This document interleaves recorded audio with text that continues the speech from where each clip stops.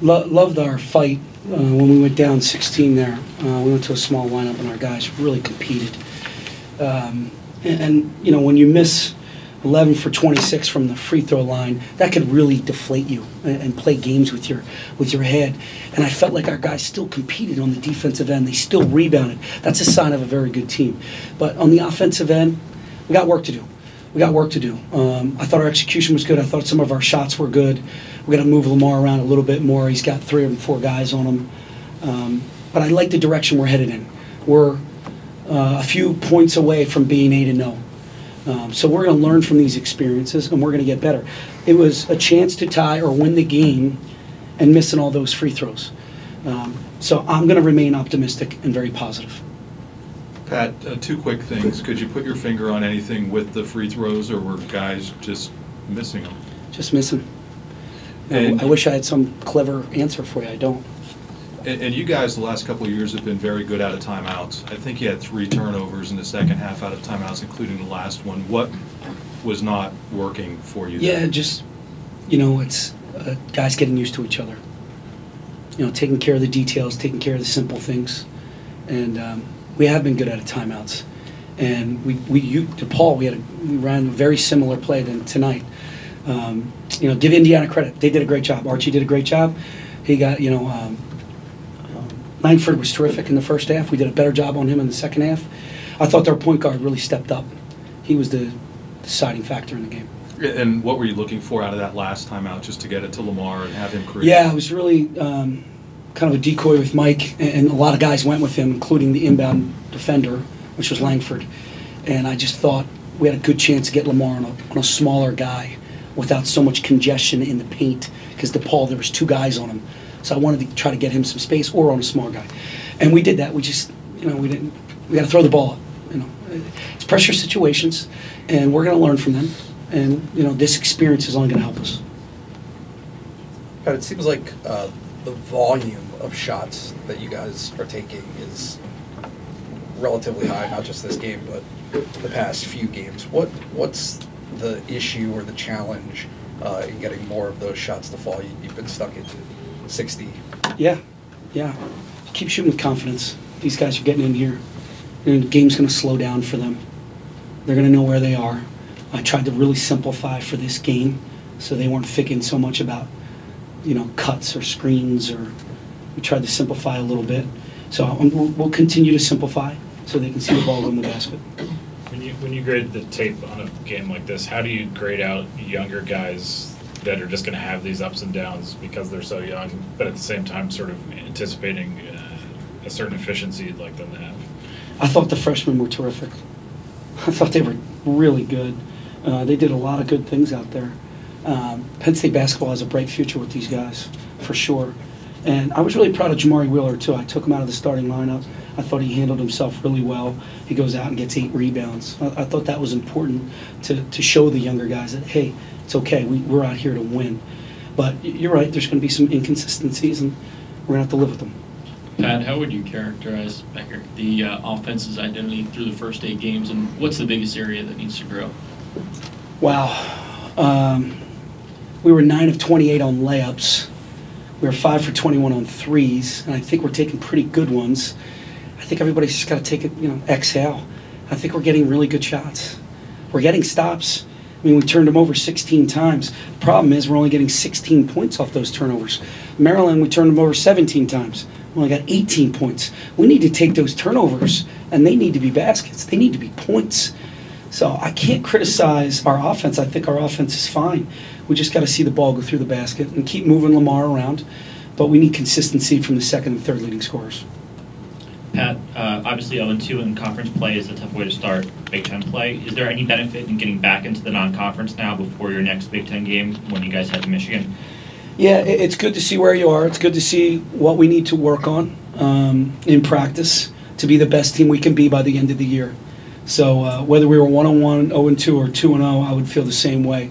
We're going to gauge, break down the film, see what our weaknesses are, and continue to work on them as we approach Colgate. Obviously, Josh had a nice first half at Maryland, but are his issues trying to play perfect?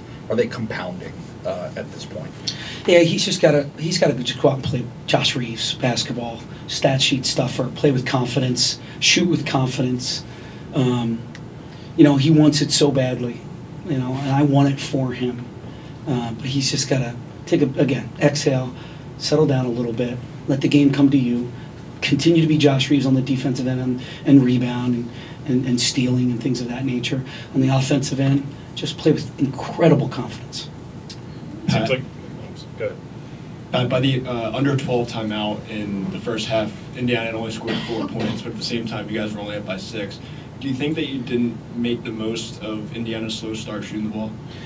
Well, I would say no, because we missed a bunch of free throws. We should have been up a larger margin. We kind of let them in the game. We let them stay in the game where we should have had a commanding lead. And again, give Indiana credit. They stayed with what they were doing. They stuck with it, and they got the win.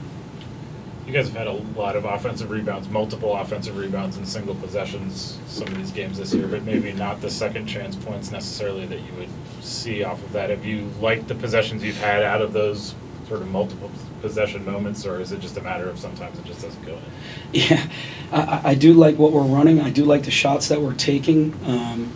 We're tailbacking, we're going to glass, we're getting extra possessions, but we're coming up short. Obviously, only 15 offensive rebounds and 10 second chance points. We got to turn that rebound into 2 or kick out for 3s. And right now they're not going. They will. They'll go. Pat, you mentioned the lack of points that you're getting off the turnovers that you're creating. Do you think, and you mentioned the missed layups as well, do you think that has an effect on maybe the missed free throws where you're not able to get some momentum that you're looking for off a potential layup on a fast break that comes from turnover? We got to keep doing what we're doing. We're putting ourselves in position to win a lot of games, and this team is going to be really good. Just keep doing what we're doing. We're defending, we're rebounding. It's all going to come together. The pieces all are going to come together, and this team is going to be really exciting to watch. I want to just mention the student section. They were awesome. I could barely talk in huddles. My voice is killing me right now because they were so loud. So I appreciate them coming out. Just 11 minutes for Mike tonight. Where is he at physically right now, or is it just him trying to get reacclimated to getting into a rhythm? Yeah, it's a good word. We're trying to get him reacclimated. It's going to be a game-to-game, day-to-day process. And I'm going to kind of read it and see where he is, and we'll get him a little bit more work each day. And he would have gotten more minutes. If we were down 16, I had to go a little bit smaller and kind of speed up the tempo a little bit. Pat, you mentioned Rasir getting the start over Jamari. What's the thought process behind that? Is Rasir your starting point guard moving forward? For right now, analytically, we're assisting on more plays on the offensive end. Nothing that Jamari did. Jamari's been fantastic, absolutely fantastic, spearheading our defense. But I felt like we just needed adjustment. I felt like we needed some space out there, and I think Rob, he's earned it. He's done a nice job of playing beyond his years.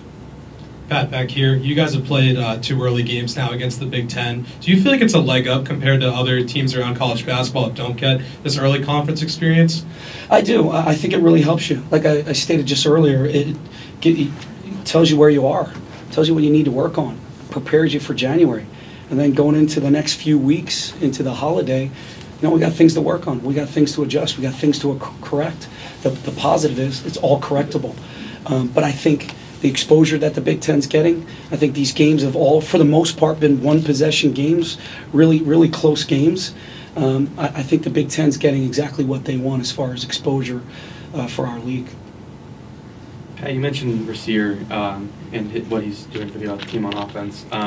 Is part of putting him in the starting lineup his ability to create off the dribble and attack the basket? Because it seems like that's something that has been missing from this team, whereas from last year with Tony, where if it's getting late in the shot clock, he can attack the basket and be his man off the dribble. Yeah, I feel like Jamari can do that as well, but Ra's doing a nice job off of ball screens in offense. So I just wanted to shuffle it, shake it up a little bit. And you know what? We needed a little more pop off the bench. And I think Jamari gave us that little pop, little spark. Dylan, last question. It seems like when you guys need a 3-pointer, like your 3-point guys, all 3 of them are freshmen, is that tough to ask of them in games like these when maybe you need a big shot to have freshmen trying to take a big shot like that? Yeah, there's no doubt, and that's what. But we all have confidence in them. Those kids live in the gym. We have confidence in them. We got to get Lamar going from beyond the arc. We got to get Josh going from beyond the arc. Those two guys. And our NIT run, we're shooting. One was shooting over 50, and one was shooting over 40. So we need to get those guys back going.